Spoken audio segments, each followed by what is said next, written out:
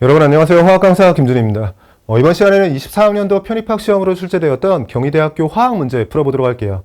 경희대학교에서는 화학과 생물을 합해서 총 30문제가 출제되고요. 시간은 90분이 주어졌어요. 문항당 3분꼴로 제시가 됐고 시간적으로는 충분히 여유가 있는 시험이었고 문제 유형이 MDP랑 비슷하고 또 난이도는 MDP 중에서 쉬운 문제 수준으로 출제가 됐기 때문에 MD나 피트를 공부하셨던 경험이 있는 분들은 좀 더 수월하게 문제풀이가 가능했을 것 같습니다.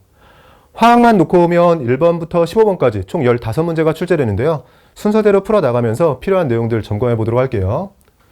먼저 1번 문제 보시면 안정한 분자인 사플로리나 제논에 관련된 자료라고 주어져 있고 관련된 설명이 이어지죠. 36개의 원자 가전자를 갖는다라고 되어 있고요. 사각평면 구조에 결합은 극성이고 쌍극자 모멘트를 갖지 않으면서 분자로서는 무극성 분자인 걸 제시하고 있습니다. 설명들이 쭉 이어지니까 이걸 활용해서 문제풀이가 될 거라고 생각을 했는데 아래쪽에 정작 묻는 건 그냥 중심원자 제논의 혼성오비탈 개수 정도만 물었네요. 그럼 위쪽의 자료는 전혀 활용이 되지 않고요. 그냥 XAF4에 대해서 루이스 구조를 잘 그리고 중심원자 제논 주변의 전자그룹의 개수만 파악하면 혼성오비탈이 나올 테고 답이 나오는 상황입니다. 제논의 경우에는 18쪽으로 원자 가전자 8개 기준이죠. 여기에 플로린과 결합하면서 플로린 4개가 붙게 되니까 8개 중에서 결합하는데 4개를 사용한 거예요. 그럼 남는 전자가 4개인 거고 2개의 비공유 전자쌍으로 존재하게 됩니다. 중심원자 제논 주변에 전자그룹은 총 6개가 되고요. SN6 기반의 혼성오비탈은 sp3d2가 되는 거죠. 이때 비공유 전자쌍이 마주보면서 들어가면서 사각평면 구조가 되고 그래서 쌍극자 모멘트도 존재하지 않고 즉 여기 적혀있는 설명들은 그냥 오히려 보기로 들어갔으면 괜찮았을 것 같은데 조금 이런 부분들은 어색하네요. 설명과는 무관하게 그냥 답은 나오는 상황입니다. 6개의 원자 오비탈을 활용해서 혼성 오비탈을 만들었기 때문에 만들어진 혼성 오비탈의 개수도 그대로 6개가 되죠. 답 5번으로 내주시면 돼요. 2번 문제 보시면 과산화수소에 요드와 포타슘을 첨가하면 분해 속도가 빨라진다라고 되어 있고요. 이 요드와 포타슘 KI에 의해서 변화되는 것만 보기에서 있는 대로 고르라고 되어 있어요. 일단 KI에 의해서 H2O2의 분해 속도가 빨라진다라고 되어 있으니까 촉매로 사용이 된 거고 촉매의 경우에는 반응 경로를 바꿔서 활성화 에너지를 변화시키는 물질이죠. 제시된 보기들 중에서는 디귿이 옳은 보기가 되는 거고요. 정확히는 반응 경로를 바꿔서 활성화 에너지를 바꾸게 되고 이 활성화 에너지의 변화가 속도 상수의 변화로 이어져요. 우리가 아레니우스식을 활용해 보면 속도 상수 안에 활성화 에너지가 들어있죠. 그리고 속도 상수를 포함하고 있는 게 반응 속도이기 때문에 반응 속도까지 바뀌게 되고요. 정반응 속도나 역반응 속도가 바뀌게 되면 평형 상수를 바꾸진 못하지만 평형 도달 시간은 바뀔 수 있습니다. 그래서 보통 촉매를 활용해서 바뀌게 되는 건 촉매가 들어감으로써 반응 경로가 바뀌게 되고 그걸 통해서 활성화 에너지가 바뀌고 속도 상수가 바뀌고 속도가 바뀝니다. 그리고 속도가 바뀌면 평형에 도달하는 시간은 바뀔 수 있다. 이런 것들이 촉매 사용에 의해서 바뀔 수 있는 거고요. 평형상수는 일반화학에서 온도에만 의존하는 3가지 아주 유명한 상수 중에 하나예요. 우리가 K값과 델타 G제로 그리고 E제로 값의 경우에는 온도에만 의존하는 상수값들이고 온도를 제외한 나머지에 의해서 바꿀 수 없기 때문에 촉매의 유무도 평형상수의 변화를 가져올 수는 없습니다. 그리고 촉매를 활용한다라고 해서 반응물이나 생성물이 바뀌는 건 아니기 때문에 반응물과 생성물이 그대로 유지가 되면 반응물과 생성물 사이에 엔탈피 변화, 내부 에너지 변화, 엔트로피 변화, 자해 에너지 변화 등은 그대로 유지가 되죠. 델타 H뿐만 아니라 델타 E, 델타 S, 델타 G도 표현은 되어 있지 않지만 보기로 출제됐다면 틀린 보기로 골라주셔야 돼요. 그래서 촉매에 의해서 바뀔 수 있는 건 제시된 보기들 중에서는 디귿만 들어가고요. 답은 3번으로 내주시면 돼요. 잠깐 이건 필수 이론에 대해서 깨알 홍보 이거 앞광고를 해도 괜찮겠죠. 제가 풀이하는 거니까요. 필수 이론 교재를 보면 이런 내용들은 잘 정리가 되어 있고요. 촉매에 대해서도 촉매가 어떤 역할을 하는지, 어떤 게 일정한지, 어떤 게 바뀌는지도 잘 제시되어 있고 각각의 주제별로 여러분이 궁금해할 만한 내용들은 이렇게 FAQ로 제시가 되어 있어요. 그래서 여러분이 수업을 듣다 보면 내가 이런 부분들이 궁금했는데 어떻게 알고 FAQ에 넣으신 거지? 이런 생각을 하실 때가 아마 많을 거고요. 제가 다년간 일반화학 수업을 하면서 학생들 질문이 많았던 것들 위주로 FAQ로 들어있기 때문에 여러분이 혹시 놓치는 부분들도 FAQ를 풀어보면서 다시 한번 점검할 수 있는 기회를 갖게 되실 거예요. 잠깐 필수를 홍보했고요. 3번 문제 보시면 이액 이원자 분자 AB의 원자 오비탈과 분자 오비탈에 대한 에너지준위 도표를 나타낸다라고 되어 있고요. 쭉 설명이 이어지는데 마찬가지로 큰 의미는 없고 문제에서 묻는 건 결국 NO 분자에 관한 설명으로 옳지 않은 것 고르라고 되어 있네요. NO는 두 원자가 당연히 다르기 때문에 지금처럼 A 원자, B 원자 이렇게 서로 다른 원자로 표시했을 때는 같은 종류 오비탈의 에너 준위가 달라지게 돼요. 우리가 동액 이원자 분자라고 했을 때는 같은 원자 두 개를 가지고 뭐 A2, B2 이런 걸 나타내는 거죠. 이때는 같은 종류 오비탈의 에너 준위가 동일해지는데 이렇게 이액 이원자 분자, 서로 다른 종류의 원자가 이원자 분자를 만들었을 때는 같은 종류 오비탈이라도 이렇게 에너 준위가 달라집니다. 이때 항상 원자 번호가 큰 쪽에서 같은 종류 오비탈의 에너 준위가 낮다라고 해주시면 되고요. 질소와 산소의 조합이라면 에너 준위가 높은 쪽이 질소가 될 테고 산소가 같은 종류 오비탈의 에너 준위가 낮은 쪽에 위치하고 있어야 됩니다. 그리고 이렇게 ES부터 시작해서 EP까지의 전자만 가지고 분자 오비탈을 만든 거니까 원자과 전자만 가지고 여기에 전자 배치를 해주셔야 되고 전체 배치를 하는 거는 처음 공부하실 땐 그렇게 해도 되지만 우리가 실전에 가까워질수록 이원자 분자의 분자 오비탈은 워낙에 많이 출제가 되고 있기 때문에요. 항상 10개 3차를 기준으로 그냥 머릿속으로 풀이하시거나 아니면 10개 기준으로 근처만 표시하면서 시간을 좀 효율적으로 활용하셔야 돼요. 질소는 원자과 전자가 5개고 산소는 6개가 되는 거죠. 총 11개이기 때문에요. 여기 파이P와 파이P 스타 사이가 항상 기준이고요. 여기 10개 3차를 기준으로 해서 지금 11개인 거니까 위쪽 파이P 스타에 하나가 채워지고 아래쪽은 꽉 채워진 상태인 거고요. 아마도 풀이가 익숙하신 분들은 이런 것조차 표현하지 않고 그냥 보기들을 보면서 OX 정도만 표시하셨을 겁니다. 결합 차수가 2.5차냐라고 물어봤는데 10개 3차가 최대가 되죠. 2주기 이원자 분자는 10개 3차를 최대로 해서 하나 늘거나 하나 줄 때마다 0.5차씩 날려주시면 돼요. NO의 경우엔 11개인 거니까 10개 3차를 기준으로 해서 전자수로 1개 차이가 나죠. 그럼 결합 차수는 0.5차를 줄여서 2.5차라고 해주시면 됩니다. 1번 맞는 보기가 되고요. 홀전자는 파이P 스타 분자 오비탈에 존재한다. 거기에 존재하고 있고 지금 여기에 있죠. 홀전자 하나 존재하는 상황입니다. 최저 비점유 분자 오비탈 루모를 찾으라고 되어 있는데 전자가 쭉 채워지면서 전자가 들어있는 오비탈 중에서 에너 준위가 가장 높은 거, 즉 호모에 해당하는 게 파이P 스타에 해당하는 거고요. 전자가 채워지지 않은 것 중에서 에너 준위가 가장 낮은 거, 루모에 해당하는 게 시그마 EP 스타에 해당합니다. 3번 맞는 보기가 됐고 4번은 질소의 ES 그리고 EP 원자 오비탈의 에너지 상태가 산소의 ES 그리고 EP 원자 오비탈의 에너지 상태보다 높은 거냐? 처음 질소와 산소를 표시하면서 언급을 했었죠. 원자 번호가 큰 쪽에서 같은 종류 오비탈의 에너 준위가 낮아야 되기 때문에요. 질소 쪽에서가 높고 산소 쪽에서가 낮은 게 맞습니다. 5번이 틀린 보기겠네요. 파이 EP 스타 분자 오비탈이 N 원자보다 O 원자로부터 더 큰 기여를 받는 거냐? 분자 오비탈을 만들 때 각각의 원자 오비탈에 대한 기여도는요. 이 에너지 도표에서 가까운 쪽이 그냥 많다라고 해주시면 됩니다. 정확히는 지금 이 그림상으로는요. 반결합성의 경우에는 원자 오비탈의 에너 준위가 높았던 질소와 가까운 거고요. 여기뿐만 아니라 여기도 마찬가지죠. 그래서 꼭 파이P 스타가 아니더라도 반결합성 오비탈과 관련해서 물었다면 질소의 기여도가 높은 상황이고 결합성 오비탈의 경우에는 상대적으로 에너 준위가 낮았던 산소 쪽과 가까워요. 그래서 결합성 오비탈 중에서 어떤 거든 산소와 질소 중에서 누가 많이 기여했냐 또는 누구 성분이 많냐 이런 식으로 물었다면 산소 성분이 많다라고 해주셔야 됩니다. 지금은 반결합성 분자 오비탈을 기준으로 물었기 때문에 질소 원자 쪽에서가 기여도가 더 높은 거죠. 5번이 틀린 보기가 되고 문제에서는 옳지 않은 것 물었으니까요. 답 5번으로 내주시면 됩니다. 여러분 이어서 2페이지 문제들 풀어보도록 할게요. 4번 문제 보시면 메테인과 염소기체의 반응식이라고 제시되어 있고요. 이에 대한 설명으로 옳은 것 고르라고 되어 있습니다. 기억번에 반응물보다 생성물의 극성이 더 크냐라고 물었는데 워낙에 간단한 구조이기 때문에 이 정도는 루이스 구조를 그리지 않아도 되겠죠. 지금 메테인과 염소기체는 무극성 분자고요. CH3Cl 그리고 HCl은 극성 분자에 해당합니다. 생성물 쪽에서 극성이 더 큰 게 맞고요. CH4보다 CH3Cl에서 비공유 전자쌍의 전체 개수가 더 많은 거냐?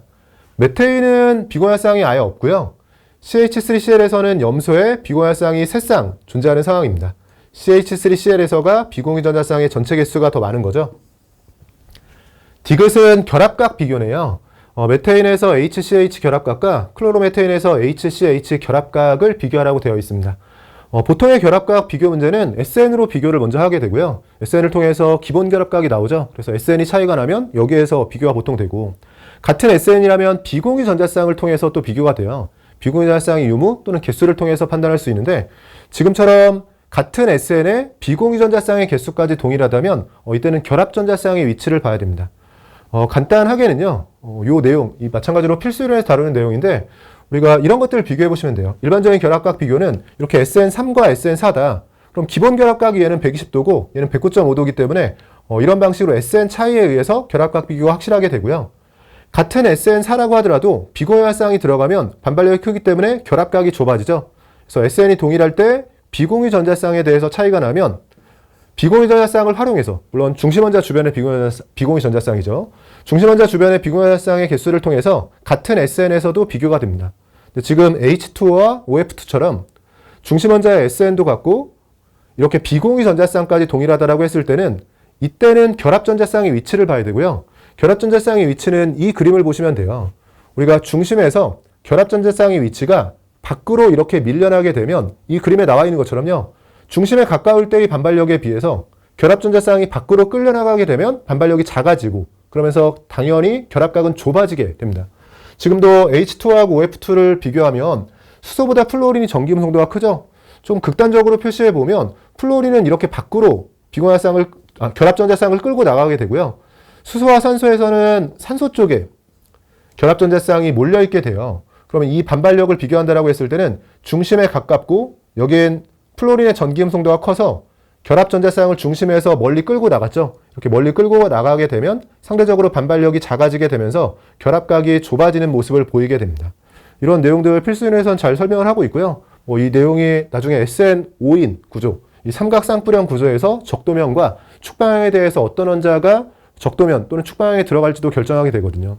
자세한 내용은 이론에서 다루더라도 지금 이 문제도 약간 지엽적이긴 하지만 결합전자쌍의 위치가 출제됐다고 보시면 돼요. 메테인의 경우에는 C 주변에 H 4개가 결합하는 상황에서 동일한 원자 4개가 삼연체 모양으로 결합되어 있는, 즉 정삼연체 구조가 되기 때문에 109.5도가 되는 거고요. CH3Cl에서는 하나가 CL로 지금 치환이 된 거죠. CL이 하나 들어간 상태에서 나머지는 H인 거고, 왼쪽과 비교한다라고 했을 때는 이 결합각이 109.5도를 기준으로 해서 더 크냐 작냐의 문제고요. 이때 비공유전자쌍이나 SN은 동일한 상황이기 때문에 중심원자 주변의 결합전자쌍의 위치를 봐야 되고, 이때 중요한 게 전기음성도입니다. 수소에 비해서 염소의 전기음성도가 크기 때문에요. 상대적으로 염소 쪽의 결합전자쌍이 밖으로 끌려나가게 돼요. 수소 쪽은 염소에 비해서는 전기음성도가 작기 때문에 탄소 쪽에 몰려있고, 염소만 수소에 비해서 전기음성도가 크니까 밖으로 끌고 나갔다라고 생각해주면 상대적으로 중심에 가까운 게 이 수소와 수소 사이의 결합전자쌍이기 때문에요. 여기는 반발력이 작아지면서 결합각이 109.5도보다 작아지고요. 즉 문제에서 묻진 않았지만 이 결합각은 109.5도를 기준으로 해서 작아지게 되고, 이쪽이 작아진 만큼 여기는 상대적으로 반발력이 커지면서 109.5도보다 큰 결합각을 갖게 됩니다. 4개의 전자쌍이 동등하게 배치가 되면서 정삼연체 구조일 때의 결합각을 기준으로 해서 여기는 그것보다 커지고 이쪽 결합각은 109.5도보다 작아지는 모습을 보이게 되죠. 지금은 HCH 결합각을 물었으니까요. HCH 결합각은 메테인 쪽에서가 작은 겁니다. 메테인 쪽에서 결합각이 작다라고 주어져 있으니까 디귿 맞는 보기가 됐네요. 기억, 니은, 디귿 전체가 맞는 보기고요. 답은 5번으로 내주시면 돼요. 5번 문제 보시면 일정한 온도에서 그림과 같이 크기가 다른 용기에 헬륨과 네온 기체를 각각 1기압이 되도록 넣은 후에 콕을 충분한 시간 동안 열어서 혼합했다라고 되어 있어요. 1기압이 되도록이라고 되어 있는데 아래쪽엔 표현되어 있지 않으니까요. 표시를 해볼게요. 여기도 1기압, 1atm이고 이쪽도 1atm인 상황입니다. 온도가 일정한 상태에서 압력과 부피, 즉 PV 값이 주어져 있죠. 온도가 일정할 때는 PV가 몰수에 비례한다는 걸 활용해서 둘은 곱해주면 1이 되고요. 둘은 곱해주면 2가 되니까 일정 온도에선 PV 값을 몰수처럼 우리가 활용하게 되잖아요. 몰수에 대한 정보도 찾아낸 상황입니다. 아래쪽에서 두 기체는 서로 반응하지 않고 비활성 기체니까 반응하지 않는 상황을 보통 고려하게 되고요. 표시되어졌네요. 헬륨과 네온의 원자량을 각각 4와 20으로 제시하고 있습니다. 보기들에서 묻는 것들만 정리해보면 기억번 헬륨 기체의 분자수가 네온 기체의 2배이다. 온도가 일정할 땐 PV가 몰수에 비례하죠. 헬륨 쪽에서가 네온의 2배가 아니라 2분의 1배가 됩니다. 기억 틀린 보기가 되고요. 용기 내의 전체 압력이 1기압인 거냐. 혼합 후 기체에 대한 설명이죠. 혼합 후 상황에 대해서 묻고 있고 각각 1기압이었고 콕을 열었을 때 어차피 우리가 상태론적으로, 즉 온도, 압력, 부피, 몰수에 대해서는 기체는 구별할 필요가 없어요. 뭐 왼쪽에 헬륨이 있었냐, 오른쪽에 네온이 있었냐, 이거와 무관하게 어쨌든 각각 일기압인 상황이었죠. 뭐 둘 다 일기압이었다면 콕을 열었을 때 당연히 일기압이 되겠죠. 뭐 우리가 안쪽이 일기압이고 교실 바깥쪽이 일기압이라고 했을 때 창문 연다라고 해서 압력이 바뀌거나 하진 않잖아요. 각각 일기압인 상황이었다면 콕을 열어도 그 일기압이 유지가 됩니다. 물론 조금 더 구체적으로는 전체 압력은 혼합기체 상황에서는 각 기체의 분압의 합으로 구할 수가 있어요. 헬륨과 네온에 대해서 각 기체의 분압, 즉 혼자 있을 때의 압력을 구해보면 헬륨의 경우에는 원래 일기압이었는데 콕을 열어서 부피가 3배가 되면 부피와 압력은 반비례한 게 있죠. 압력은 3분의 1배로 줄어들면서 3분의 1atm 상황이 되고요. 네온은 1atm에서 콕을 열면 부피가 2리터에서 3리터, 2분의 3배니까 압력은 3분의 2배로 줄어서 3분의 2atm 상황이 됩니다. 그래서 정확히는 이렇게 둘을 더해서 1atm이 되는데 뭐 아래쪽에 분압을 묻는 게 리을에 있긴 하지만요. 뭐 리을번 보기 전에 그냥 순서대로 풀어나가는 입장에선 그냥 각각 일기압이면 뭐 열어도 전체 일기압은 유지가 된다. 뭐이 정도 상황에서 넘어가셔도 돼요. 니은번 맞는 보기가 되고 디귿번 네온 기체의 밀도, 헬륨 기체의 10배인 거냐? 기체에서 밀도를 묻는 보기들 많이 출제가 되죠. 거의 기계적으로 밀도에 대해서 물으면 두 식을 동시에 떠올려야 돼요. 부피분의 질량, 밀도의 정의를 활용하기도 하고요. RT분의 PMW. 기체에 대해서는 이 식도 많이 활용이 됩니다. 둘 중에 어떤 식을 활용할 거냐의 문제는 부피가 명확하거나 일정하다면 이 식이 편하고요. 압력이 일정하거나 명확하다면 뒤의 식이 편합니다. 물론 지금처럼 부피나 압력 둘 다 명확한 상황에서는 뭐 둘 중에 어떤 거로 풀어도 되고요. 또는 하나로 풀고 나머지 검산용으로 활용하셔도 되고. 근데 문제가 좀 어려워질수록 둘 중에 한쪽은 편하고 한쪽은 좀 돌아가는 풀이가 될 수 있거든요. 그래서 둘 중에 하나만 가지고 풀이한다고 생각하지 마시고 기체 문제에서 밀도가 나왔을 때는 항상 두 개를 동시에 떠올리고 부피가 명확한 상황에선 앞쪽으로, 압력이 명확한 상황에선 뒤쪽 식을 이용해서 풀어주시는 걸 추천드립니다. 지금은 검산 차원에서 둘 다를 활용해 볼게요. 혼합부 상황에 대해서 묻고 있기 때문에 부피가 3리터로 둘 다 동일해요.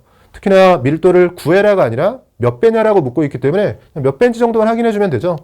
지금처럼 부피가 일정한 상황이라면 앞에 식을 활용한다라고 했을 때는 부피는 둘 다 3리터로 동일한 거니까요.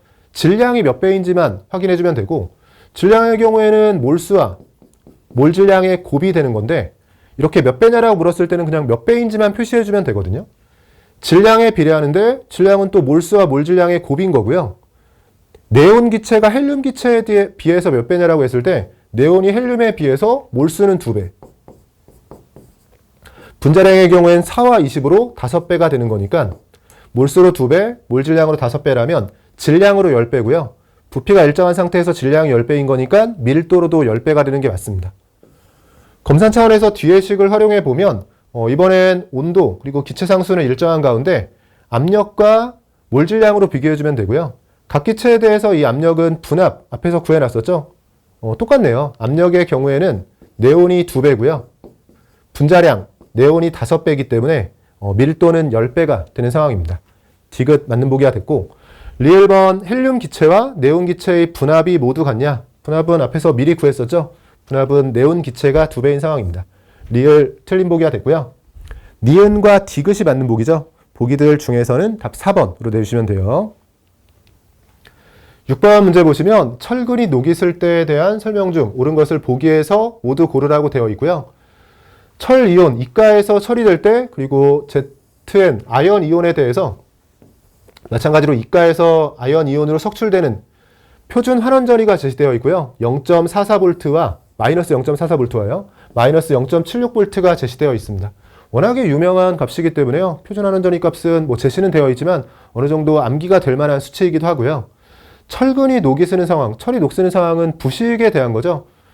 지금 이런 것들은 편입 문제의 특징인데 이 문제가 MDP 문제에서 등장을 했다면 녹이 쓰는 과정, 즉 부식 과정에 대해서 어느 정도 자료를 제시했을 거예요.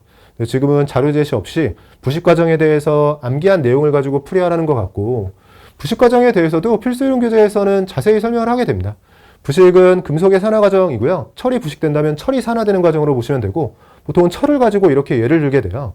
철이 산화돼서 철은 보통 2번의 산화 과정을 거치게 되죠. Fe2에서 Fe2 플러스가 되고 최종적으로 이 Fe2O3가 녹이에요.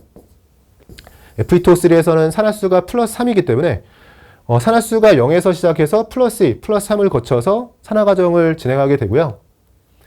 부식을 방지하기 위해선 철이 산화되는 게 녹쓰는 거죠. 그러니까 금속이 부식되는 건 금속이 산화되는 거예요. 그러면 철이 산화되는 걸 막으려면 철보다 산화를 잘하는 애, 이렇게 환원전이로 비교할 때는 철 이온보다 환원을 못하는 이온을 갖는 그런 금속을 가지고 철의 부식을 방지할 수가 있습니다. 지금처럼 아연을 가지고 철을 도금하게 되면 아연이 먼저 산화를 하기 때문에 철의 부식을 방지할 수가 있고, 아연이 먼저 산화한다는 건 산화전이는 아연이 큰 거고요. 환원전이는 아연이 작은 거죠. 그래서 표준환원전이를 비교했을 때 아연 쪽이 작은 모습을 보여주고 있죠. 뭐 이런 것들이 지금 이 문제가 나왔다라고 해서 지금 필수론에 들어있는 게 아니라 원래 MD 필수 이론에도 그대로 들어있던 내용인데 마침 이 문제에서도 관련된 아연과 관련된 내용을 묻고 있어서 한번 넣어봤고, 얘기가 나온 김에 그냥 같이 정리를 해보자면 희생산화전극이라고 해서요. 이렇게 송유관 같은데 철이 부식되면 안 되겠죠. 철의 부식을 막기 위해서 철보다 산화를 잘하는 애를 연결하게 됩니다. 아까 아연도 철보다 산화를 잘하니까 부식을 방지하는 데 쓸 수 있었다면 또 유명한 게 마그네슘이에요. 그래서 이렇게 송유관에 마그네슘 막대를 연결해 놓으면 철이 산화하기 전에 마그네슘이 먼저 산화하면서 철의 부식을 막을 수가 있고요. 자기를 희생해서 산화를 하면서 막는 거기 때문에요. 보통 희생산화전극이라고 부르게 됩니다. 이런 배경지식이 어느 정도 있었으면 그냥 눈으로 풀이를 하셨을 거예요. 부식되는 과정은 금속이 변질되는 과정인데 금속의 산화 과정이에요. 철의 산화수가 증가하게 되고, 조금 더 구체적으로는 철에서 시작해서 철 이온이 되는데 2가가 되고 최종적인 녹에선 3가로 바뀌게 됩니다. 녹이 슬고 난 후에 철근의 질량이 증가하냐라고 물어봤는데, 녹은 여러 가지 형태의 화학식으로 표현이 되는데요. 가장 대표적인 게 Fe2O3 형태의 산화철 형태예요. 그리고 보통 이 산화철 안에 몇 개의 물 분자들을 같이 포함하는 경우가 많습니다. 우리가 수화물이라고 부르는 건데요. 이런 식의 화학식을 갖게 되고, 그러면 녹이 새는 과정에서 철만 있는 게 아니라 이것저것 붙이게 되니까 철근의 질량은 증가하는 게 맞죠. 니은번 맞는 보기가 되고요. 철근에 아연판을 붙이면 철근에 녹이 쓰는 반응이 촉진된다. 지금 위쪽에 표준 환원전이가 제시되어 있는데 표준 환원전이만 놓고 보면 철 이온 쪽이 큰 거고요. Fe2 플러스 쪽이 큰 거고, 그러면 Fe2 플러스가 Zn2 플러스보다 환원을 잘하는 거고, 표준 환원전이가 얘가 큰 거니까요. 역반응에 해당하는 표준 산화전이, 금속의 산화에 대한 경향성은 아연이 더 큰 거예요. 즉 아연이 더 산화를 잘하죠. 우리가 철근이 녹쓰는 과정은 기억에서도 물어봤지만 철이 산화하는 과정인데, 철이 산화하기 전에 철보다 더 산화를 잘하는 아연이 산화할 수 있기 때문에 이렇게 아연판을 붙여놓게 되면 철근에 녹이 쓰는 반응이 촉진되는 게 아니라 녹이 쓰는 반응을 방지할 수가 있습니다. 디귿은 틀린 보기가 됐네요. 기억과 니은이 맞는 보기고 답 4번으로 내주시면 돼요. 이 페이지 마지막 문제네요. 7번 문제 보시면 약산 HA 수액 가에 강염기 NaOH를 가해서 pH가 5.0이 되도록 제조한 수액 나를 나타낸다라고 되어 있어요. 약산에 강염기를 넣어서 pH 5.0을 만들었고요. 약산 H의 산해리상수 중 가장 높은 완충 용량의 수액 나를 제조할 수 있는 것을 묻고 있습니다. 완충 용량이 크다라는 거는 산과 염기에 대해서 농도가 커야 되고요. 또 산과 염기의 농도가 1대1에 가까워야 돼요. 농도가 큰 건 어떤 산을 활용하든 그냥 많이 넣어서 농도를 키우면 되는 거고요. 근데 산과 염기의 농도를 1대1에 가깝게 할 때 완충 용량을 키울 수가 있는데 1대1에 가깝게 하는 거는 그냥 되는 게 아니라 우리가 완충 용량에 대해서는 핸더슨-세바 식이 있죠. pH가 pKa 플러스 로그의 산분의 염기 형태로 들어가게 되는데요.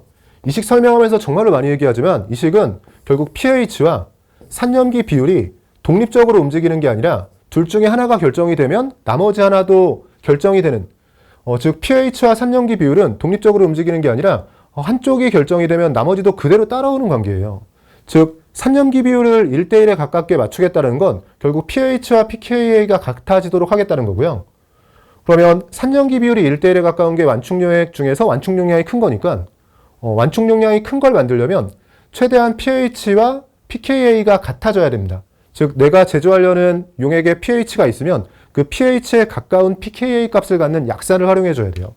이런 내용들도 마찬가지로 완충 용액의 제조라고 해서 원래 필수론에서 다루는 내용이에요. 그래서 1대1에 가까울수록 완충 용량이 큰데, 그럼 내가 원하는 pH가 있으면 완충 용액을 제조할 때요, 그 원하는 pH와 가장 가까운 pKa 값을 갖는 그런 산을 이용해서 완충 용액을 제조해 줘야 됩니다. 지금은 그러면 pH가 5.0이라고 했으니까요. 완충 용량이 커지려면 pKa가 5.0에 가까워야 되죠.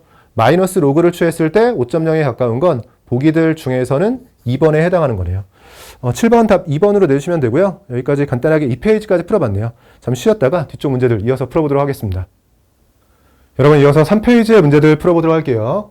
8번 문제 보시면 아래는 망간이 형성할 수 있는 팔면체 구조의 세 가지 차기원이라고 되어 있고요. 친절하게 망간에 대해서는 전자배치도 제시하고 있네요. 위 세 차기원에 대한 설명 중에 옳은 것만 보기에서 모두 고르라고 되어 있습니다.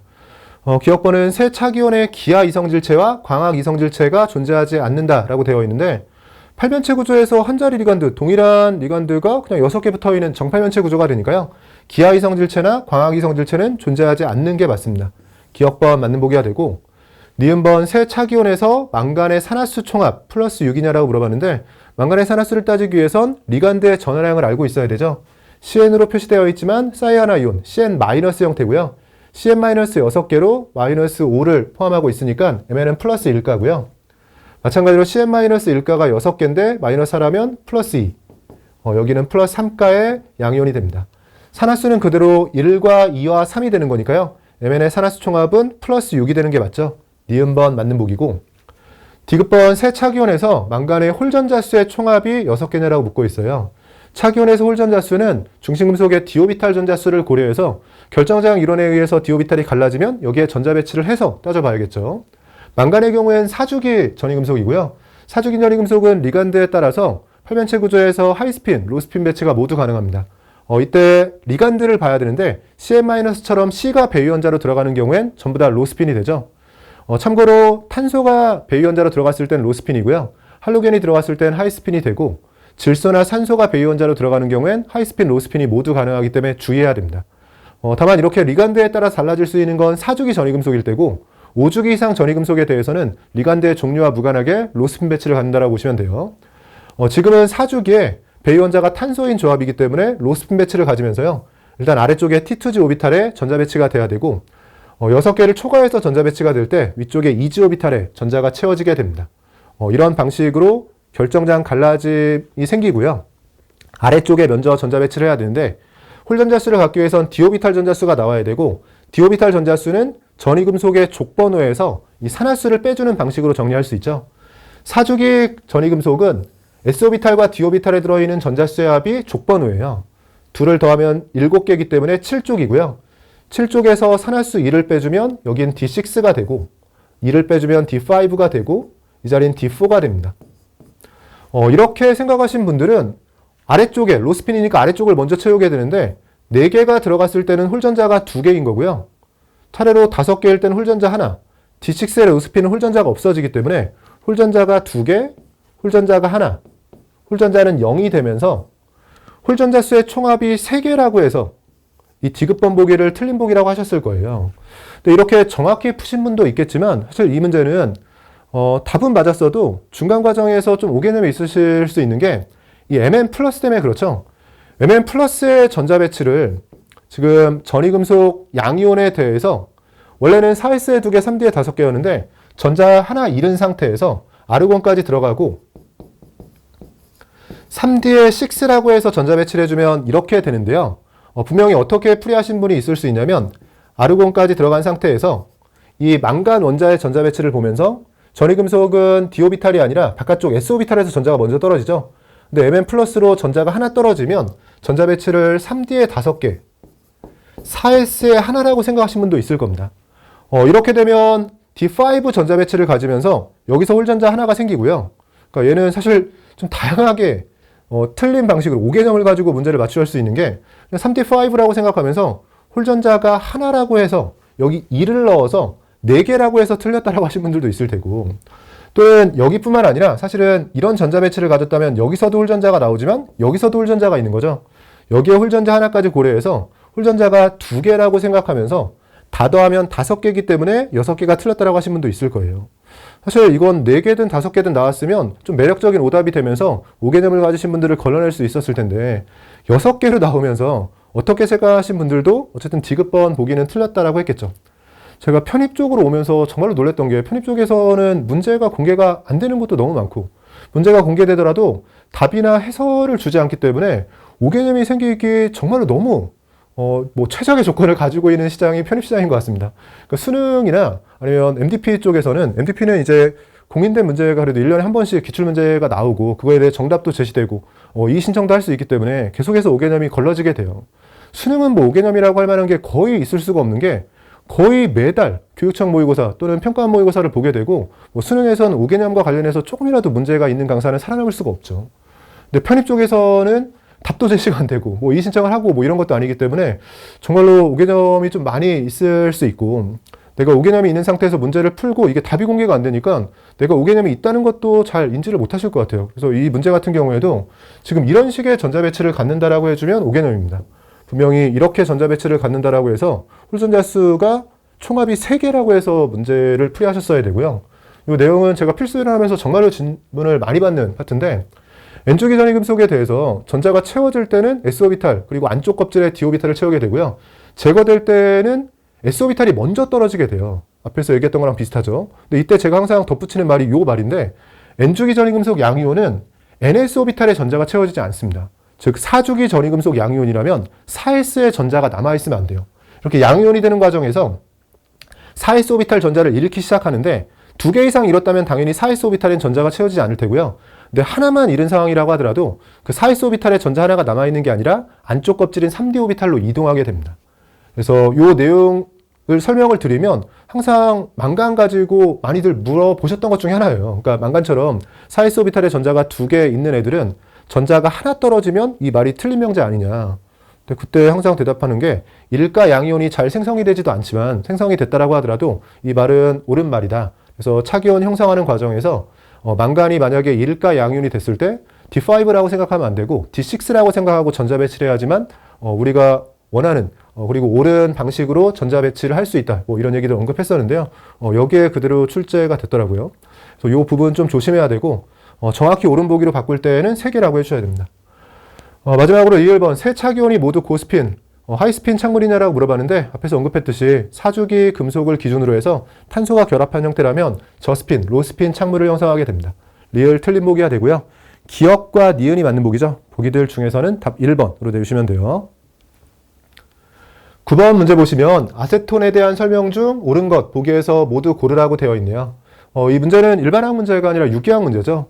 경희대에서는 화학 문제가 15문제가 출제되는데 그중에 한 문제가 유기 문제, 유기 문제 중에선 기본에 해당하는 문제긴 한데요. 저는 유기 문제가 하나 출제됐습니다.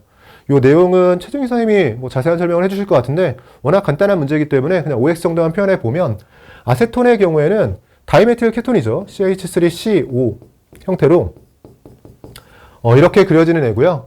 실험식이라고 했는데 탄소 3개, 수소 6개, 산소 하나인데요. 더 이상 약분이 되지 않고 이미 간단한 형태의 비율을 나타내고 있기 때문에 분자식이자 실험식이 됩니다.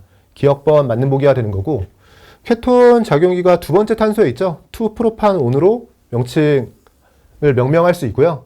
다이메틸 케톤이라고도 부를 수 있는 거고 케톤의 주요 성질 중 하나가 환원돼서 알코올로 바뀌는 거죠. 지금 이 자리에 수소가 붙으면서 아이소프로필 알코올이 생성될 수 있는 게 맞습니다.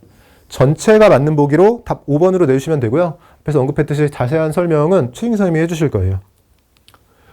아래쪽 10번 문제 보시면 표준 온도와 기압 조건에서 우리가 보통 STP라고 부르는 0도씨 1기압 조건을 얘기하고 있는 거죠. 0.540g의 알루미늄이 아래 반응식에 따라서 모두 반응할 때 발생되는 수소기체의 부피에 가장 가까운 값을 고르라고 되어 있네요. 모두 반응한다라고 해서 한계 반응물이 알루미늄인 걸 명확히 해줬고요. STP에서 기체의 부피를 묻고 있는데 STP, 즉 0도씨 1기압이죠. 0도씨 1기압에서 몰 부피에 해당하는 기체 1몰의 부피가 22.4리터 퍼 몰이죠. 1몰 기준으로는 22.4리터고요. 아래쪽처럼 밀리리터 표현으로 되어 있는데 1밀리몰 기준으로는 22.4밀리리터가 됩니다. 지금은 밀리리터인 거니까 밀리그램, 밀리몰 단위를 활용해서 자료 정리를 해주면 될 것 같고요. 알루미늄의 원자량이 27이라고 주어져 있으니까 0.540g이면 이 값은 540mg이 되는 거고요. 이걸 원자량에 해당하는 27로 나눠주게 되면 즉 질량을 몰 질량으로 나눠주면 몰수가 나오는데 그램 단위였다면 그대로 몰이 나오겠지만 밀리그램 단위였다면 밀리몰이 나오게 되죠. 20밀리몰인 걸 알 수가 있어요. 그럼 알루미늄이 20밀리몰 반응한 거고요. 모두 반응했다라고 했으니까 이대로 반응해서 생성되는 수소기체는 개수비가 반응할 때의 몰수비죠. 30mm몰이 생성이 됩니다. 30mm몰이 생성이 된 거고 부피로 바꾸기 위해서는 22.4L/몰이라고 되어 있는데요. 22.4를 곱해주게 되면 몰 단위였다면 리터 단위로 나오겠지만 지금 밀리몰이라면 밀리리터죠. 여기에 밀리가 첨가된 상황처럼 생각을 해주시면 돼요.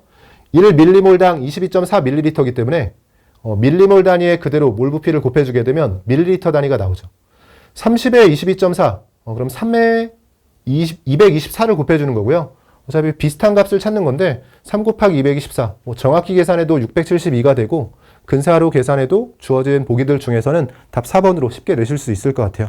10번 답 4번으로 내주시면 되고 11번 문제 보시면 두 이온성 염화물 고체화합물들의 용해 반응, 용해 도급 상수, 그리고 평형 농도 관계를 나타내는 그림이라고 되어 있어요. AgCl과 PbCl2에 대한 건데 우리가 용해도 규칙은 당연히 암기를 해야 되고요.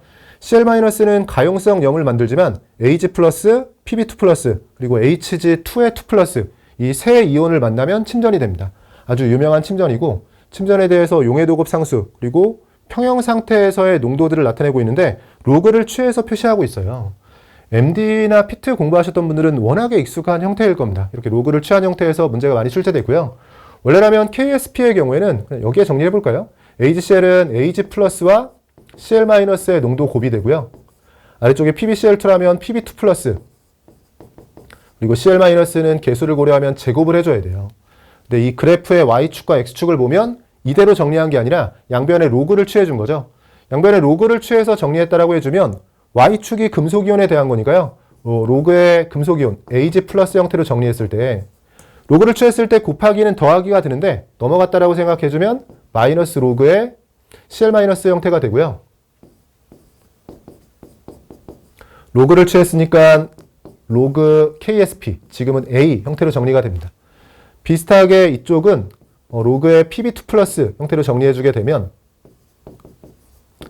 넘겨주면 로그의 Cl-의 제곱이 마이너스가 붙는데요. 이 제곱은 앞으로 튀어나오게 되겠죠. 마이너스 2로그의 Cl-가 되고 여기 플러스 로그 B 형태가 되면서 문제에서 얘기한 것처럼 이 금속이온의 농도의 로그를 취한 걸 Y축으로 보고요.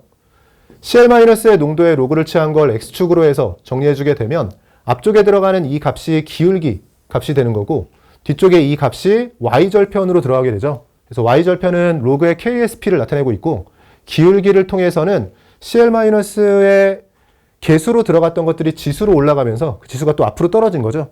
그래서 비교를 할 때 기울기의 절대값을 비교해주면 1대2의 비율을 가지고 있기 때문에 주어진 가그래프, 나그래프에서 기울기의 절대값이 큰 나 쪽이 PbCl2, 가 쪽이 AgCl이라는 걸 알 수가 있습니다.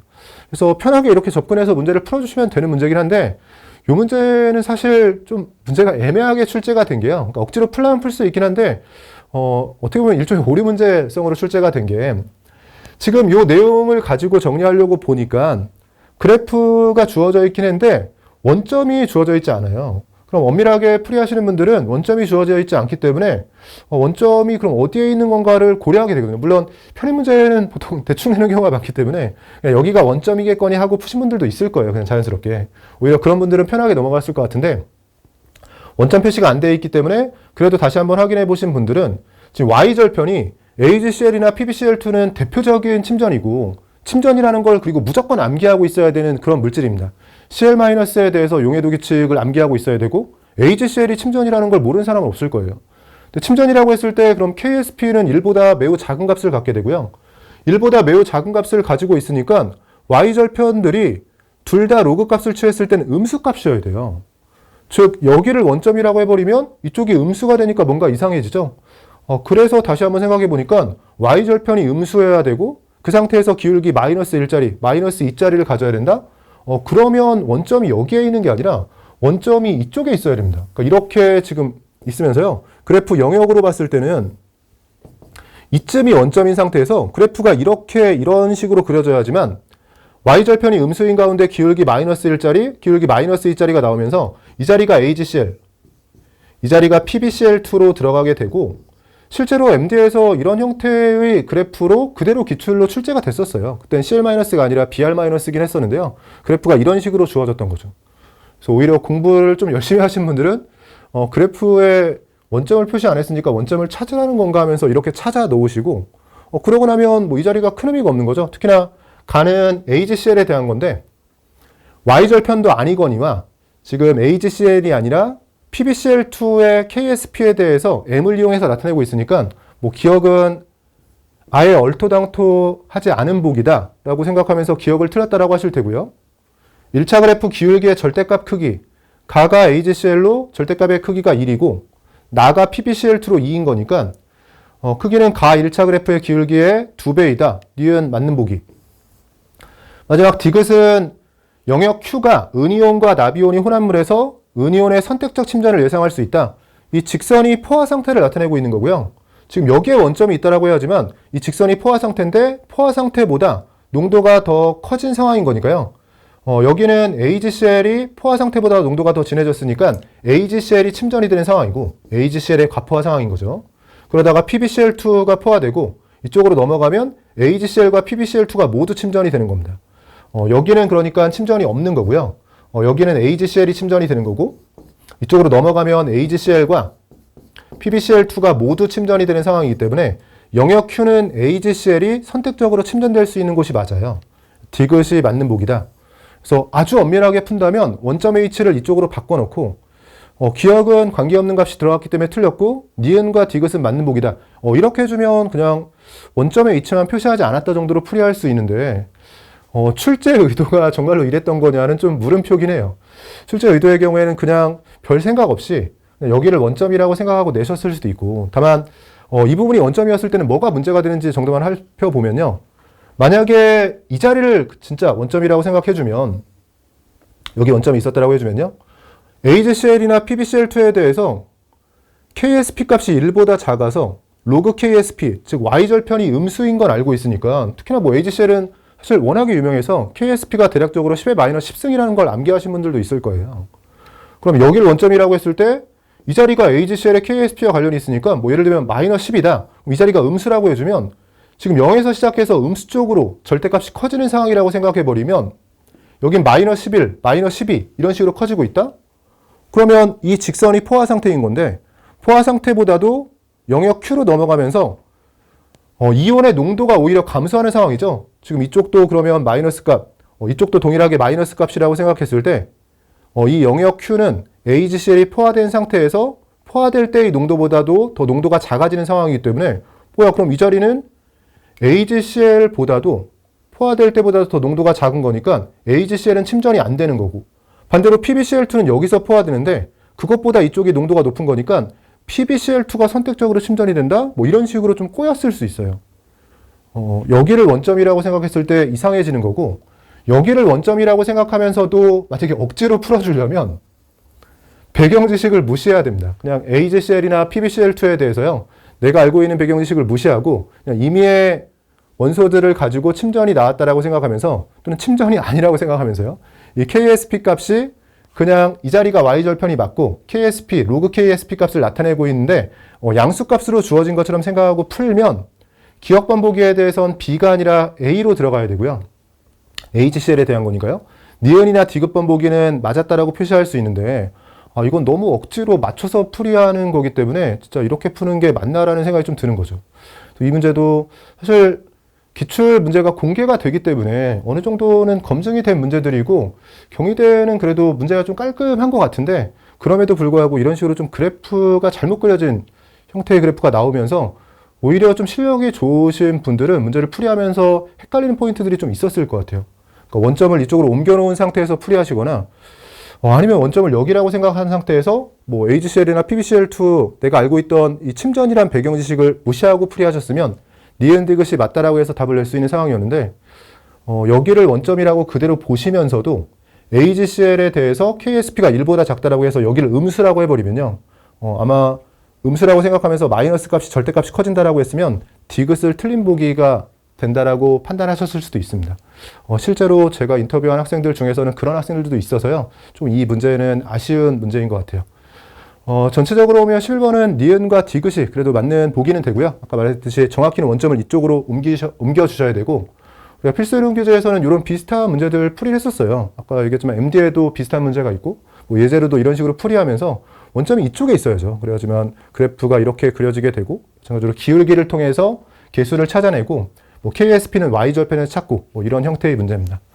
니은과 디귿이 맞는 보기가 되고요. 보기들 중에서는 답 4번으로 내주시면 됩니다.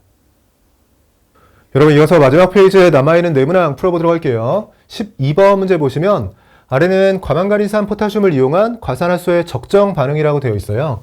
KMnO4를 이용해서 H2O2를 적정하는 반응이고요. 워낙에 유명한 반응이고 MD에도 여러 번 출제했던 반응입니다. 반응식의 개수는 다 빠져 있는데 개수를 어느 정도 수준까지 문제에서 요구하는지 알 수 없기 때문에 아래쪽을 먼저 읽어볼게요. H2O2 수액 25ml를 중류수로 희석해서 500ml로 만들었다라고 되어 있고요. 이 중에 25ml를 취해서 실험을 하고 있네요. 500 중에서 25ml에 해당하는 거니까 20분의 1만 취해서 실험을 하고 있고, 여기에 증류수와 3.0몰 농도의 항산수액 20ml와 섞은 후에 0.02몰 농도 KMnO4 수액으로 적정했고 당량점까지 25ml가 들어간 상황입니다.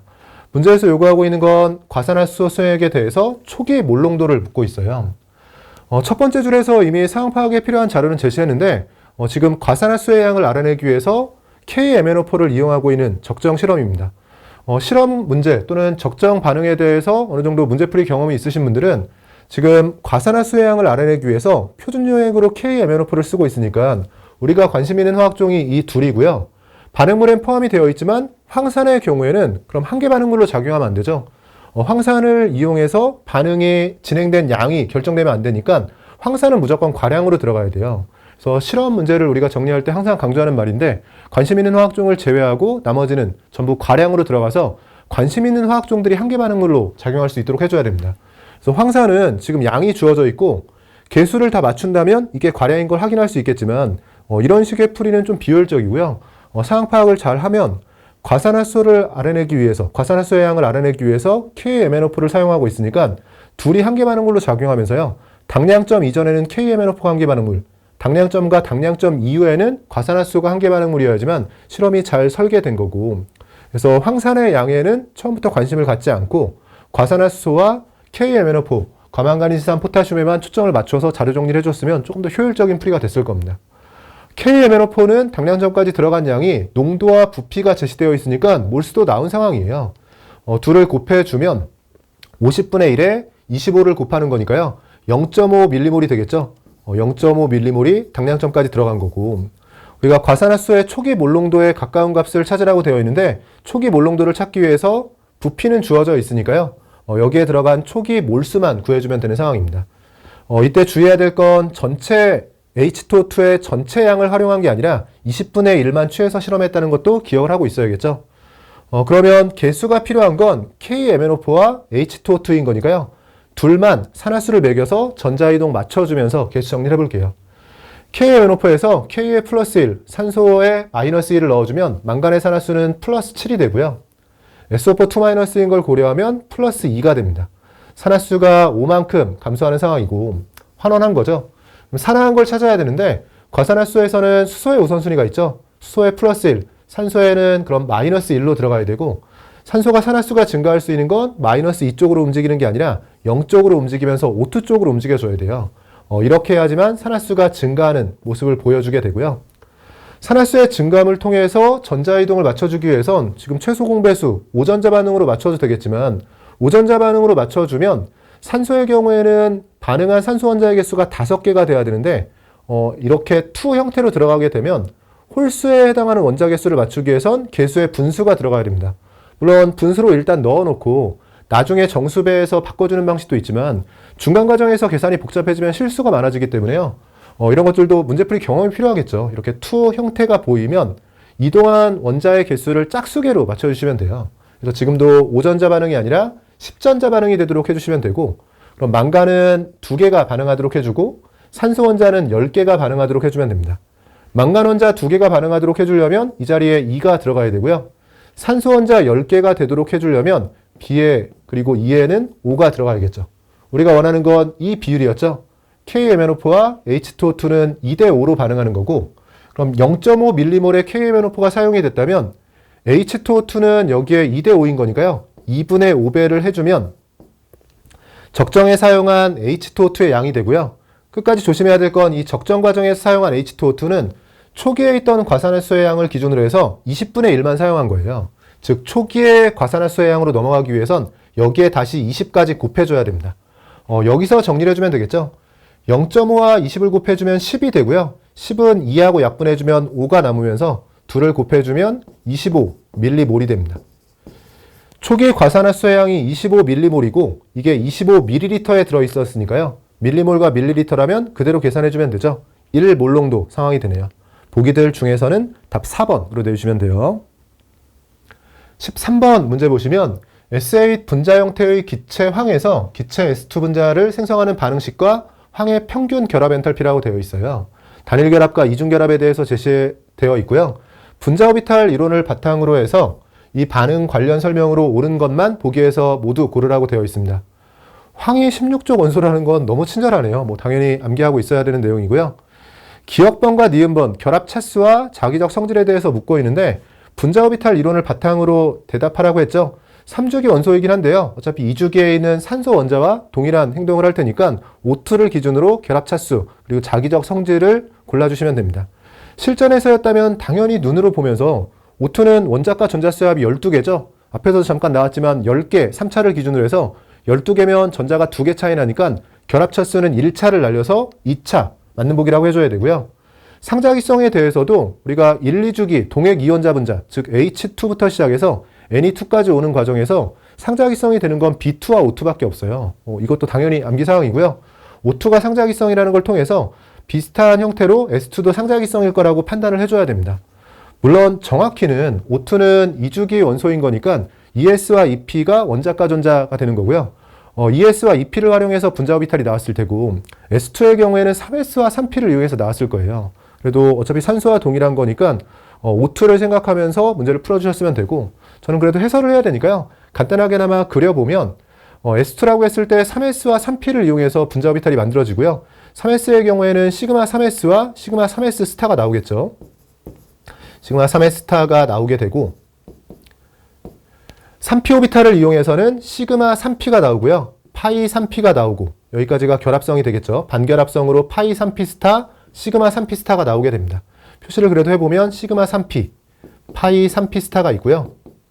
파이 3P가 있고요. 위쪽으로 파이 3P 스타와 시그마 3P 스타가 있어요. 황도 16쪽으로 원자과 전자가 6개이기 때문에 여기에 전자 배치할 때는 원자과 전자 6개 기준으로 S2면 총 12개가 배치되는 거고요. 아래쪽부터 하나, 둘, 셋, 넷, 다섯, 여섯, 일곱, 여덟, 아홉, 열, 열하나, 열둘 이렇게 배치가 되고 결합 차수는 원칙적으로는 결합성 오비탈에 들어있는 전자수에서 반결합성 오비탈에 들어있는 전자수를 빼고 2로 나눠주는 거죠. 결합성 오비탈에 총 8개의 전자가 있고 반결합성엔 4개의 전자가 있고요. 이걸 2로 나눠줘서 여기서 2차라고 나오게 되는데 정석적인 풀이이긴 하지만 너무 시간이 오래 걸리죠. 실전에서 아마 이렇게 풀이하신 분은 없었을 거예요. 그냥 O2를 생각하면서 2차라고 해주셨으면 되고요. O2와 비슷하게 지금 파이 반결합성 궤도함수에 홀전자가 2개 존재하는 상황입니다. 상자일성이 되고 이 문제는 사실 기억 니은은 편하게 푸셨을 텐데 디귿이 조금 애매하게 느껴지셨을 거예요. S2 생성 반응, 위 반응을 얘기하는 거고요. 이 반응이 흡열 반응인가 묻고 있습니다. 일단 결합 에너지가 주어져 있기 때문에 결합 에너지를 활용해서 우리가 반응열을 구하는 공식이 있죠. 델타 H 값을 계산할 때 반응물의 결합 에너지 총합에서 생성물의 결합 에너지 총합을 빼주면 됩니다. 참고로 이렇게 공식처럼 계산하는 거는 우리가 표준 생성 엔탈피를 이용하는 방식이 있고 이렇게 결합 에너지를 이용하는 방식이 있고 마지막으로 연소 엔탈피, 연소열을 이용하는 방식이 있어요. 연소열이나 결합 에너지의 경우에는 반응물 쪽에서 생성물 쪽을 빼주시면 되고요. 표준 생성 엔탈피를 이용할 때는 생성물의 표준 생성 엔탈피 합에서 반응물의 표준 생성 엔탈피 합을 빼주시면 됩니다. 지금은 결합 에너지인 거니까 반응물의 결합 에너지 합과 생성물의 결합 에너지 합이 필요한데요. 생성물 쪽은 S2가 3홀 있는 거니까 그냥 418 곱하기 4로 그대로 계산이 되는데 반응물 쪽의 결합 에너지 총합을 계산하기 위해선 S8에 대한 분자 구조가 배경식으로 어느 정도는 알고 있어야지만 문제를 정확하게 풀이할 수 있는 상황이었습니다. 조금 애매하다고 느껴지는 건 황이 16족인 건 제시하면서 정말 편입 문제는 알다가도 모르겠어요. 황이 16족이라는 건 제시하면서 또 S8의 분자 구조에 대해서는 배경식으로 간주할 만한 거냐 이런 생각이 들긴 하고요. 또 중달책을 비롯해서 여러 교재에서 황해 동소체를 설명하는 과정에서 사방항, 단사항을 비롯해서 여러 황해 동소체가 S8 분자 형태로 존재한다는 걸 알려주고요. 이런 그림들이 사진으로 들어있어요. 그래서 S8은 이렇게 고리 형태, 왕관 구조를 이루고 있고 S와 S 사이의 단일 결합이 총 8개가 있는 구조입니다. 그래서 이런 배경 지식이 있으셨으면 단일 결합 8개라고 생각하면서 정확한 풀이를 하셨을 테고요. 만약에 이런 배경 지식이 없는 상태에서 추론 형태로 문제를 풀이한다고 했을 때는 S 8개로 이루어진 분자에서 반응물의 결합 에너지 총합을 계산해야 되는데 S2라면 S와 S 사이의 결합이 한 종류가 있겠죠. 또는 정확히 이중결합이고요. 어쨌든 결합이 하나가 있을 거예요. 이중결합 하나가 있는 상태인데 여기서 S3, S4 이렇게 나가는 상태에서 어쨌든 S2에서 결합이 하나 있고 S를 하나씩 늘려간다고 했을 땐 이 늘어난 S가 결합을 최소한 하나는 해야 되니까요. S3에서 최소 결합은 2개가 있을 테고 S4는 또 S가 하나 늘면서 3개가 있을 테고 이런 식으로 S8이라고 했을 때 구조에 대한 정확한 판단이 안 돼도 결합이 최소로는 7개가 있어야 되는 상황이라고는 추론할 수 있습니다. 결합이 7개라고 했을 때 반응물의 결합 에너지 총합을 계산할 때요. 최소한의 결합 에너지만 고려해도 지금 단일 결합과 이중 결합에선 그냥 단일 결합, 그러니까 결합 에너지가 작은 단일 결합으로 이게 7개가 최소인데 7개가 있다라고 해도요. 이미 반응물의 결합 에너지 총합이 생성물의 결합 에너지 총합보다 큰 상황이긴 했어요. 그래서 S8에 대한 구조가 정확히 판단이 안 됐을 때는 어쨌든 그래도 최소한 결합이 7개는 있어야 되고 결합 에너지가 작은 단일 결합으로 7개가 있다라고 해도 S8의 결합 에너지 총합이 S2 3몰에 비해서는 큰 거니까요. S8 1몰이 S2 3몰에 비해서는 큰 거니까 반응물의 결합 에너지 총합이 커지면서 흡열 반응이라는 걸 추론할 수 있었습니다. 네, 조금 더 정확하게는 S8은 고리 형태가 되면서 단일 결합은 8개가 있는 거고 정확한 델타 H 값은 266 곱하기 8에서 418 곱하기 4를 빼주는 형태로 계산해 주셨으면 됩니다. 다행히 값을 구하는 게 아니라 부호 정도만 물었으니까요. 지금은 흡열 반응으로 진행이 되면서 디귿번 보기는 맞는 보기가 됩니다. 기억니은 디귿 전체가 맞는 보기고 답은 5번으로 내주시면 돼요. 오른쪽 14번 문제 보시면 이 플로리나 금속 화합물의 용해도급 상수와 금속이온 M2+의 표준 환원전이에 대한 자료라고 주어져 있고요. 지금 용해 반응 KSP가 정의되는 반응의 반응식이 주어져 있고 반쪽 반응에 대한 표준 환원전이가 주어져 있네요. 문제에서 요구하고 있는 건 수액에서 MF2S 고체에 대해서 아래와 같이 이전자로 환원시킬 때 표준 환원전이 A와 가장 가까운 값을 갖는 걸 묻고 있습니다. 온도는 25도C로 일정하다라고 되어 있네요. 이 반응에 대해서 지금 이제로 값을 묻고 있는데요. 제시된 자료는 K 값이 주어져 있죠.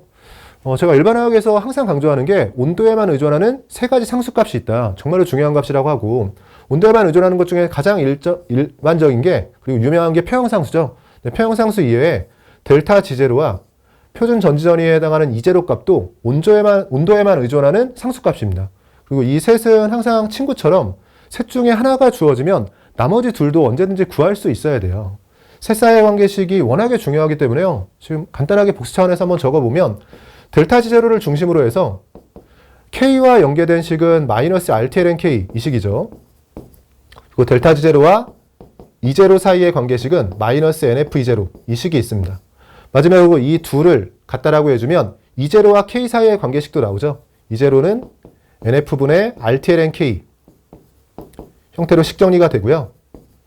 이 식보다 더 자주 쓰이는 건 온도가 지금처럼 25도C 즉 298켈빈을 대입한 상태에서 LNK를 로그 K로 바꿔주면서 식 정리를 해주면 N분의 0.0592 로그 K 형태로 쓸 수가 있고요. 이 식은 25도C에서 성립하는 식이고 근사에서 풀이할 때는 0.0592 대신에 0.06으로 많이 풀이하는 거죠. 이제로와 K 사이의 관계식이 지금 필요하겠죠. 구하라는 게 이제로 값인데요.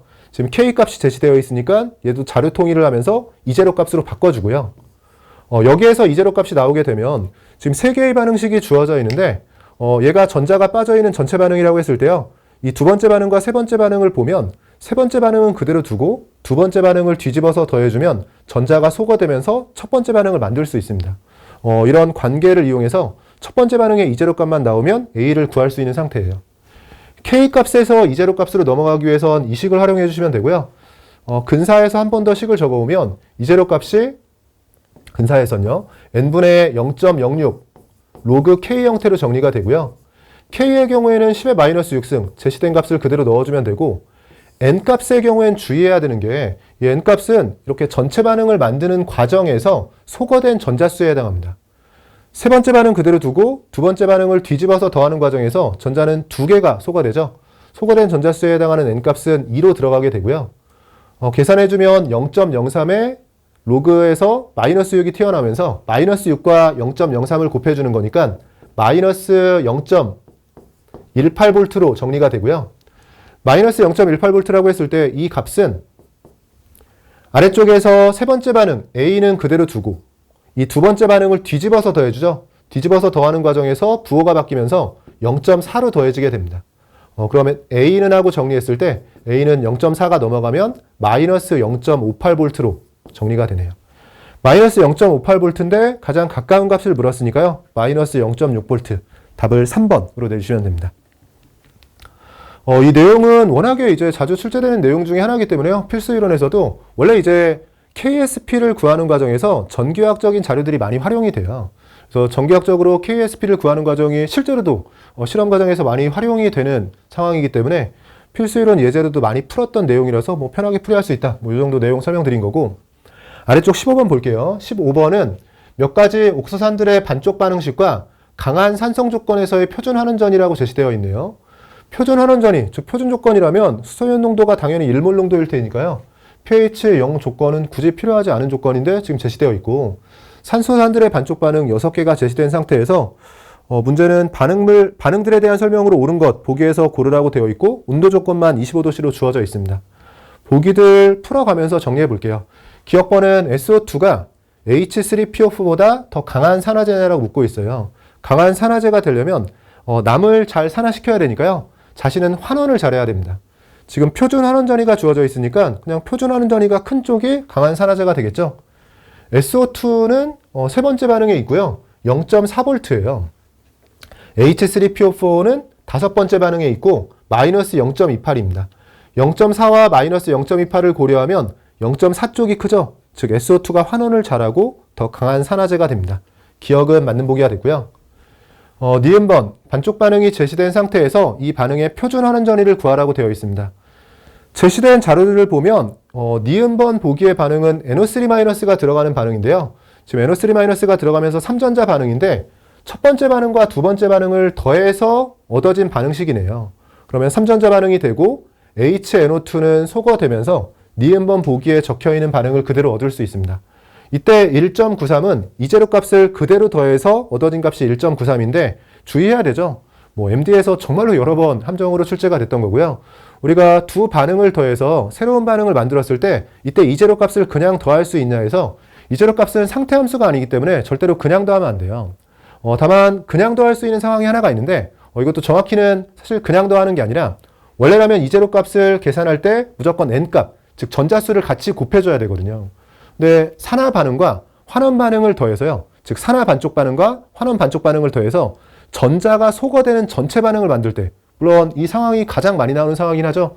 어쨌든 산화 반응과 환원 반응을 더해서 전자가 소거되는 전체 반응을 만들 때는 전자수가 어차피 세 반응에서 모두 동일하기 때문에 원래라면 전자수를 곱해서 정리해야 되는데 전자수가 다 동일해서 전자수를 곱하지 않고 그대로 더해줘도 됩니다. 그래서 앞쪽에서도 우리가 전체 반응을 만드는 과정에서는 크게 전자수를 고려하지 않고 그냥 이재료 값을 그대로 더해줄 수 있었죠. 근데 지금처럼 산화 반응과 환원 반응을 더해서 전자가 소거되는 전체 반응을 만드는 게 아니라 그냥 반쪽 반응 둘을 더해서 새로운 반쪽 반응을 만들 때는 이렇게 전자수가 다 다르죠. 그럼 전자수를 다 곱해서 정리를 해줘야 됩니다. 그래서 니은번 반응의 이재료 값을 그대로 이재료라고 썼을 때요. 얘는 1전자 반응이니까 1을 곱해주고요. 두 번째 반응은 2전자 반응이니까 2를 곱해주고 이렇게 더한 값이 3전자 반응에 해당하는 이 반응 기준으로 이재료 값이라고 했을 때 얘는 3을 곱해서요. 이렇게 N값을 곱해서 정리해야지만 정확한 이재료 값을 구할 수가 있어요. 둘을 대충 더해서 3으로 나눠줬다라고 했을 때는 대략 한 1V, 0.9몇 볼트 정도 나오는 거니까요. 그냥 둘을 그대로 더한 1.93V는 당연히 틀린 보기가 됩니다. 마지막으로 디귿번 보기는 산성 조건에서 SO2가 H3PO3와는 달리 불균등화 반응되어서 불안정하다. 즉 SO2가 불균등화 반응을 통해서 분해 반응 진행할 수 있냐라고 묻고 있는 거고, 불균등화 반응의 경우에는 하나의 화학종에서 시작해서 산화 반응과 환원 반응을 동시에 진행해야 됩니다. 그러니까 보통은 산화 반응과 환원 반응을 다른 두 화학종이 하잖아요. 그러니까 서로 다른 두 화학종이 한쪽은 산화하고 한쪽은 환원하면서 반응이 진행되는데 일반적인 반응은 아니지만 불균등화 반응이라고 해서요. 한 화학종에서 산화 반응도 진행하고 환원 반응도 진행하는 경우가 있어요. 이때 SO2가 불균등화 반응을 통해서 반응할 수 있냐를 묻고 있기 때문에 SO2를 일단은 찾아야 되고 SO2가 산화 반응도 해야 되고 환원 반응도 해야 되기 때문에 환원 반응은 지금 SO2라면 여기에 있죠. 여기에서 세 번째 반응의 정반응이 SO2의 환원 반응이고요. 근데 SO2의 산화 반응도 있어야 되거든요. SO2가 생성물 쪽에 있으면서 산화 반응이라면 이걸 뒤집어야 됩니다. 즉, 세 번째 반응의 정반응과 네 번째 반응의 역반응을 통해서 불균등화 반응이 나와야 되고요. SO2가 산화환원 반응을 동시에 진행할 때 여기서 니은번과 비교되는 부분이 생기네요. 지금 네 번째 반응을 뒤집어서 더해줄 때 환원 반응과 산화 반응을 더하면서 전자 개수를 맞춰서 섞어야 되죠. 그래서 네 번째 반응을 뒤집어서 그냥 더하는 게 아니라 2배에서 더해주게 돼요. 그럼 이 과정에서 세 번째 반응도 사전자 반응, 네 번째 반응도 뒤집어서 2배 하기 때문에 사전자 반응, 그리고 전체 불균등화 반응도 사전자 반응이 되기 때문에 이렇게 전자수가 모두 동일한 거니까요. 굳이 4를 곱해줄 필요 없이 그냥 이제로 값을 가지고 부호만 고려하면서 계산해 주셔도 됩니다. 그래서 산화 반응과 환원 반응을 더해서 전자가 소거되는 전체 반응을 만들 때는 이제로 값을 그냥 더해도 된다. 지금은 네 번째 반응을 뒤집어서 더해줄 거니까 부호만 주의해서요. 마이너스 0.27과 0.4를 그대로 더해주면 플러스 0.23V가 돼요. 그래서 SO2가 불균등화 반응을 진행할 때 이제로 값이 0.23V가 되면서 이 값이 0보다 크죠? 이제로 값이 0보다 크면 표준 조건에서 정반응이 자발적으로 진행이 되는 거고 불균등화 반응이 자발적으로 진행되면서 불안정한 게 맞습니다. 다만 정확히는 H3PO3와는 달리라는 표현이 있으니까요. SO2는 자발적으로 불균등화 반응을 진행할 때 H3PO3는 그렇지 않다라는 것도 보여주면 또 정확한 풀이가 되겠죠. H3PO3도 자신이 산화 반응과 환원 반응을 모두 진행하는 상황, 혼자 산화 반응과 환원 반응을 해야 되니까요. 지금 여기에 있죠. 여섯 번째 반응의 정반응이 환원 반응이고 여기에 있네요. 다섯 번째 반응의 역반응이 산화 반응으로 진행이 된 겁니다. 환원과 산화를 동시에 진행해야 되니까 불균등화 반응에 대한 전체 반응은 여섯 번째 반응은 그대로 두고 다섯 번째 반응을 뒤집어서 더하는 거고요. 마찬가지로 전자가 소거되는 전체 반응을 만드는 거기 때문에 이제로 값은 그대로 더해주시면 돼요. 물론 부호만 잘 고려해야겠죠. 다섯 번째 반응을 뒤집어 더해주게 되면 플러스 0.28이 더해지는데요. 그렇게 더해져도 H3PO3의 불균등화 반응에 대한 이제로 값은 마이너스 0.22V가 되면서 0보다 작은 이제로 값이 음수인 반응이고요. 이제로 값이 음수라면 표준 상태에서 정반응이 비자발적입니다. 그래서 H3PO3는 표준 상태에서는 정반응, 즉 불균등화 반응을 진행할 수 없는 상황이고요. SO2는 불균등화 반응을 진행할 수 있는 상황이기 때문에 아래쪽 D급번의 설명이 맞는 보기가 되는 거죠. 이런 불균등화 반응에 대한 내용, 필수 이론에서 자세히 설명하는 내용이고요. 지금 이제로 값에 대해서 반쪽 반응에서 계산할 때 또 전체 반응에서 계산할 때 어느 상황에서 주의해야 되고 보통은 N값을 이렇게 곱해서 고려해야 되지만 산화 반응과 환원 반응을 더해서 전자가 소거되는 반응에 대해서는 N값을 고려하지 않고 그냥 더할 수 있다. 여러분이 헷갈릴 만한 포인트들은 필수론에서 잘 정리를 하고 있어요. 이런 내용들 필수론에서 잘 다뤘다는 것도 보여드렸고 지금 15번 문제는 기억과 디귿이 맞는 보기였으니까요. 보기들 중에서는 답을 4번으로 내주시면 됩니다. 처음에 설명드렸듯이 이 경희대학교 화학 문제는 MDP와 비슷한 문제 유형에서 난이도는 MDP 중에 쉬운 문제 수준으로 출제가 됐기 때문에 수월하게 문제를 풀이하셨을 것 같긴 한데요. 그래도 같이 풀어나가면서 필요한 내용들 점검해 봤습니다. 저는 여기까지 해서 24학년도 경희대학교 화학 문제에 대한 해설 강의를 마치도록 하겠습니다. 수고하셨습니다.